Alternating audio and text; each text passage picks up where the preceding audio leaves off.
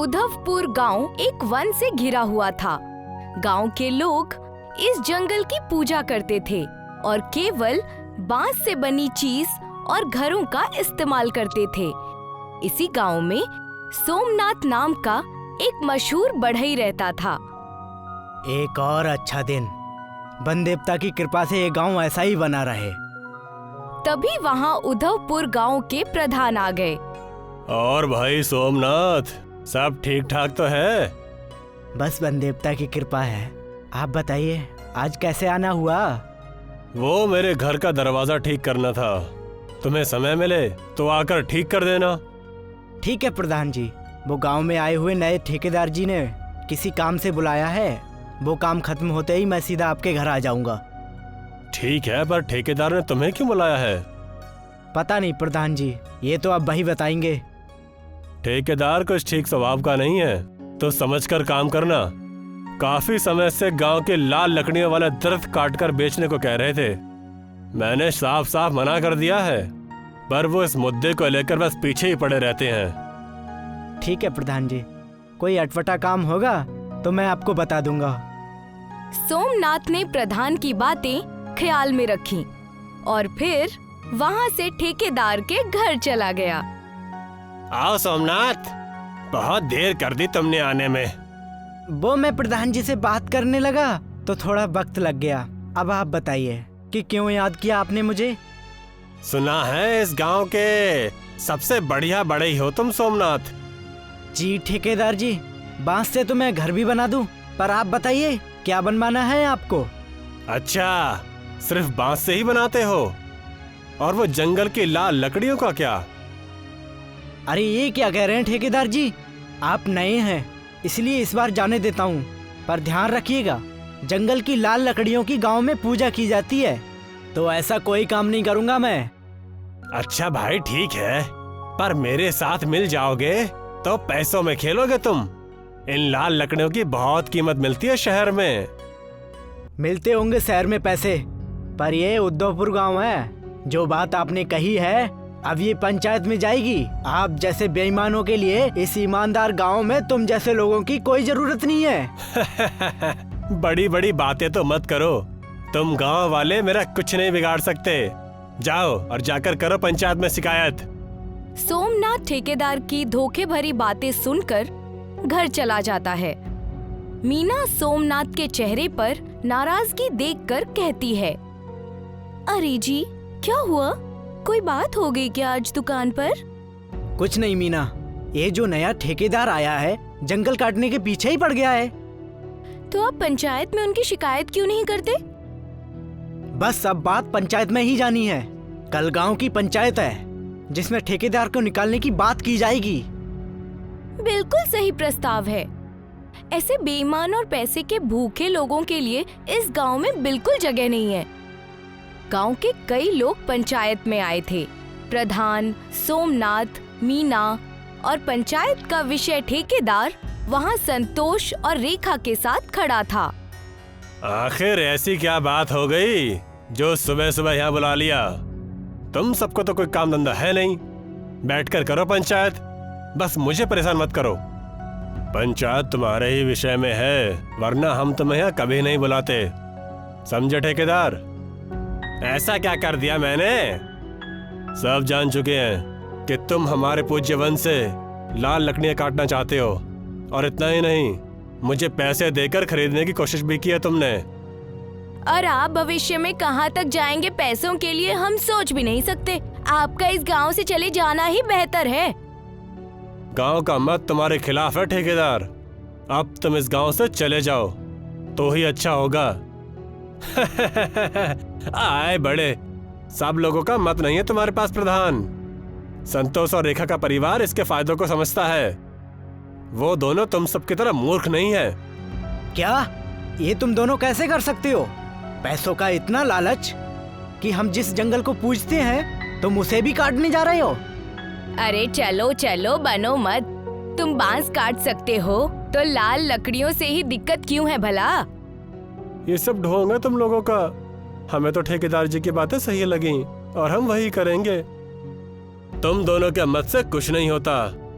तुम्हें भी ठेकेदार के साथ इस गांव को छोड़ना होगा। ये क्या कह रहे हैं? बुद्धि कहीं छोड़ आए क्या प्रधान जी? ये कैसी बातें कर रहे हैं आप? ये गांव जंगल को पूजनीय मानता है और लाल लकड़ियों को काटने के बारे में तो सोचता भी नहीं।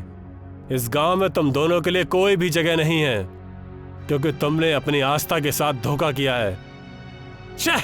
ये सब ठीक नहीं हुआ प्रधान और सोमनाथ। इस जंगल के लिए तुम सब गांव वाले खुद आओगे मेरे पास। देखते हैं ये सोमनाथ बढ़ई इस गांव के गिने चुने बांस से कितनी चीजें बना पाता है। ये कहकर ठेकेदार वहाँ से चला गया। ये इस तरह से बात करके क्यों गए, जैसे कि हमें बांसों की बहुत जरूरत पड़ने वाली है।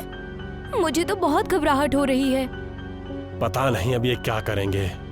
इतना सुखी गांव और अब इन लोगों की वजह से इतनी अशांति होगी। सही कह रहे हैं। कुछ ही दिन हुए इस ठेकेदार को इस गांव में पांव रखे। देखा जाएगा। जब बंदेव साथ में है तो डरने की क्या बात है। सही कहते हो सोमनाथ। वनदेव कोई ना कोई मार्ग जरूर निकालेंगे। जी अब मैं चलता हूँ। मुझे बांस भी तो काटने हैं आपके दरवाजों के लिए। पर अब तो कुछ ही देर में शाम हो जाएगी। कल चले जाना। सही कह रहे हैं प्रधान जी, आपको देर हो जाएगी। आप कल चले जाइए ना। नहीं, बस काटने ही तो है। जल्दी लौट आऊंगा। सोमनाथ वहाँ से जंगल की ओर चला गया और ठेकेदार के घर संतोष और रेखा बैठकर बातें कर रहे थे। अब क्या किया जाए ठेकेदार जी? ऐसे तो लाल लकड़ियां ना हाथ आएंगी और ना ही अब हम गांव के निवासी रह गए। इन मूर्ख गांव वालों को कौन समझाए? पता नहीं ऐसा क्या पूजनीय है उस वन में। इन लोगों को मजबूर करना होगा ताकि ये बांस की जगह लाल लकड़ियों का इस्तेमाल करें। पर वो होगा कैसे? वो ऐसे कि गांव में आग लगा दो। जब सबके घर जल जाएंगे और रहने के लिए जगह नहीं होगी ना, तो खुद ये कल आ जाएगी इन मूर्खों को। बढ़िया है, तो देरी कैसी? आज ही जला देते हैं गांव को। जिस वक्त ये साजिश रची जा रही थी, उसी वक्त के आसपास सोमनाथ बांस काटने पहुंचता है और देखता है वहाँ एक आदमी बांस के पास बैठा हुआ है। अरे भाई क्या बात है? ऐसे इस वन के बीच क्यों बैठे हो? यहाँ बैठने के लिए थोड़ी बैठा हूँ, अपाहिज हूँ। जिनके साथ आया था वो मुझे ऐसे ही यहाँ छोड़कर चले गए। ये तो बड़े दुख की बात है। आप बताइए कि मैं आपकी क्या मदद कर सकता हूँ। आप कहें तो मैं आपको अपने घर ले चलूँ। नहीं भैया नहीं, उन लोगों ने भी मुझे इसी हालत में छोड़ दिया। अब मैं किसी के ऊपर बोझ नहीं बनना चाहता। तुम मेरी बस एक मदद कर सकते हो कि मुझे मेरे पैर दे दो। ये तो नामुमकिन है। मैं ये कैसे कर पाऊंगा? तब तो भैया मुझे यूं ही वन में रहने दो। नहीं नहीं, रुकिए, मैं कुछ करता हूँ। देखते ही देखते सोमनाथ बांसों से एक व्हील चेयर बना देता है। ये लीजिए, अब आप इससे कहीं भी आ जा सकते हैं। अब आपको किसी पर बोझ नहीं बनना होगा। अब तो आप मेरे साथ मेरे घर चलेंगे ना? बहुत बढ़िया, तुम्हारी कला का तो कोई जवाब ही नहीं है। तभी वो आदमी इंद्रदेव के रूप में सोमनाथ को दर्शन देते हैं। सोमनाथ, मैं तुम्हारी कला से बहुत ही खुश हूँ और तुम्हारी बुद्धि से भी। इस गांव पर एक बहुत ही बड़ा संकट छाया है। मैं तुम्हें जो वरदान दूंगा उसका अच्छे से उपयोग करके गांव की मदद करना। मेरा आशीर्वाद तुम्हारे साथ रहेगा। कैसा संकट? मीना और बाकी गांव वाले ठीक तो होंगे ना? फिक्र मत करो, किसी के भी प्राणों पर संकट नहीं आएगा। मैं तुम्हें अनगिनत और वज्र की तरह मजबूत बांस देता हूँ जो तुम्हारी आज्ञा मानेंगे। तुम जब चाहोगे ये बांस प्रकट हो जाएंगे। इनका इस्तेमाल कब और कहाँ कैसे करना है ये मैं तुम पर छोड़ता हूँ। शुक्रिया प्रभु, शुक्रिया।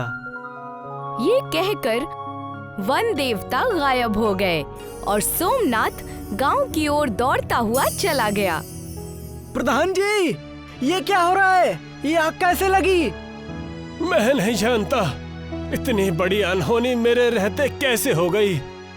आप रोइए ना प्रधान जी, आपका शांत रहना बहुत जरूरी है। ठेकेदार कहाँ है? उन लोगों का कुछ पता नहीं।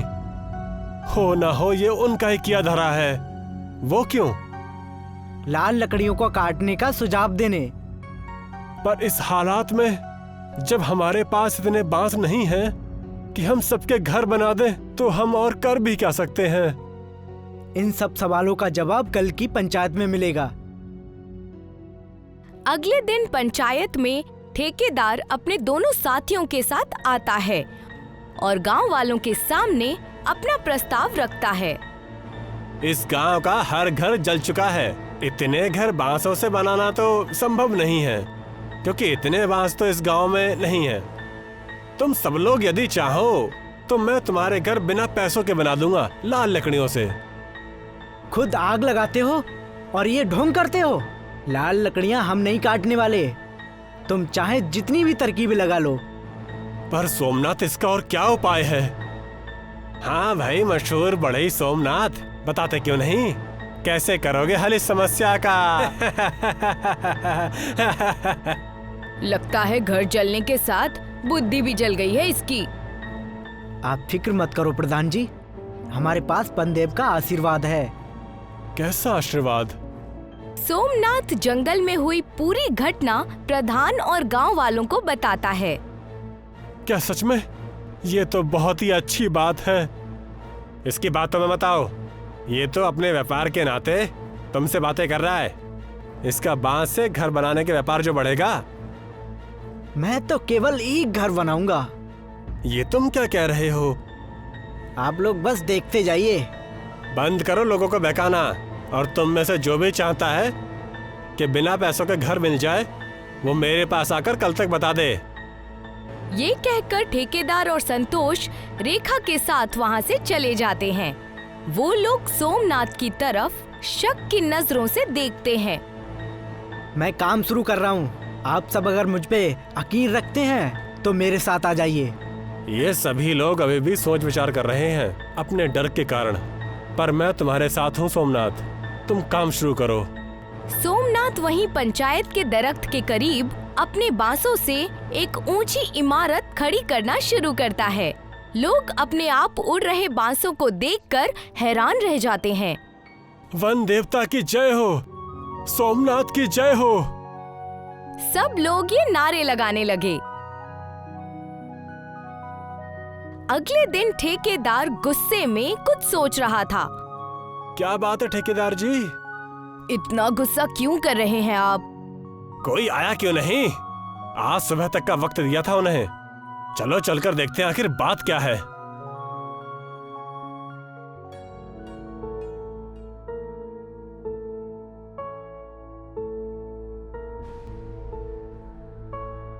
ठेकेदार बांस से बनी इतनी ऊंची इमारत को देखकर हैरान रह जाता है। सोमनाथ और प्रधान वहां आते हैं। ये कैसे हो सकता है? इतनी बड़ी इमारत, वो भी एक दिन में? ये तो जैसे तुमने बांस का बुर्ज खलीफा बना दिया हो। तुमने ही तो विश्वास नहीं किया था ना सोमनाथ की बात पर। अब तो हो गया ना विश्वास कि वन देवता हमारे साथ हैं। अब कहो ठेकेदार, कैसी रही? इस बांस के बुर्ज खलीफे में जितने लोग चाहें उतने लोग रह सकते हैं, और मजबूती वो तो बहुत ही बेहतरीन है। अब क्या होगा ठेकेदार जी? माफ कर दो सोमनाथ, हमने वन देवता के खिलाफ जाकर बहुत बड़ी गलती की है। हमें माफ कर दो और इस गांव में वापस आने दो। ये तुम लोग क्या कह रहे हो? सही कह रहे हैं ये। आपकी बातों में आकर हमने अपनी आस्था को धोखा दिया है। देर आए दुरुस्त आए। ठीक है, तुम दोनों को इस गांव में वापस रहने दिया जाएगा और सजा के बारे में बाद में बात की जाएगी। ये ठीक नहीं हुआ। तो इसका कुछ करते क्यों नहीं ठेकेदार जी? जरूर करूंगा। अभी के लिए मैं जा रहा हूँ, लेकिन मैं वापस जरूर आऊंगा। तब देखना तुम सब। जाइए जाइए, इंतजार रहेगा। ठेकेदार वहाँ से चला जाता है। सोमनाथ तभी लकड़ियों को प्रकट करता है और उनसे कुछ कहता है। अब बस इनके आने का इंतजार है प्रधान जी। जला दो इसे। आपने कहा और हमने जलाया। जैसे ही गुंडे और ठेकेदार बांस की बुर्ज खलीफा को आग लगाते हैं, 10 डंडे आकर उन्हें पीटने लगते हैं। बचाओ, बचाओ, कोई बचाओ मुझे, बचाओ। और सोमनाथ और प्रधान जी इमारत से बाहर आ जाते हैं। सही कहा है किसी ने कि लातों के भूत बातों से नहीं मानते। भाग जाओ तुम लोग, चले जाओ यहाँ से। इस गांव के आसपास में दिखाई मत देना। ठेकेदार वहाँ से डर के भाग जाता है और वन देवता की रहम से उद्धवपुर गांव फिर से अमन और शांति के साथ रहने लगता है।